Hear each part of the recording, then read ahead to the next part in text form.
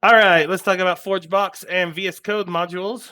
ForgeBox, I am shamelessly bringing back one of my favorites, which was cbInertia. All this talk about stimulus and hotwire and cbWire made me want to plug my own thing. So cbInertia is, what if you could have a single page application without writing an API, where all your models, your handlers, your validation, your routing, all of that stayed in CFML, but you could write all your views in your favorite front-end JavaScript language like Vue or React or Svelte to get all of the nice front-end interactivity that you want. Well, that's what cbInertia does. It is both a library and a way to integrate with the Inertia.js library. So you can hook those together. CFCast is built entirely on this. It feels like a single-page application, but I don't have an API anywhere. I don't make API requests anywhere.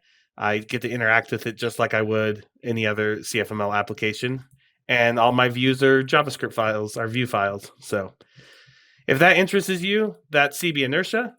If you'd rather have all that stuff in CFML and leave out as much JavaScript as possible, that's when you're going to want to go look at Hotwire or cbWire, which do a similar thing, but stick in the CFML land. So both are good projects, but I wanted to plug mine since I don't think there's been a release in this in forever.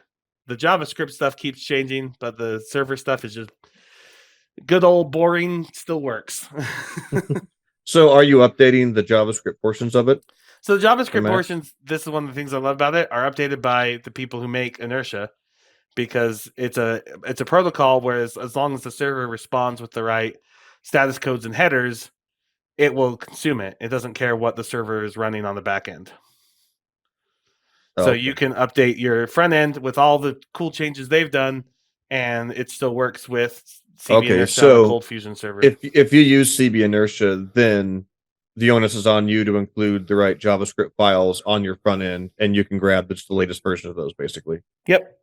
And you can use Vue, React, or Svelte are the three main supported ones. There's community adapters for other languages as well. I shouldn't say language. I should say frameworks. It's all JavaScript. So right. Yeah. That was our ForgeBox module of the week, brought to you by Modernize or Die Podcast, CFML News Edition, proudly sponsored by Order Solutions.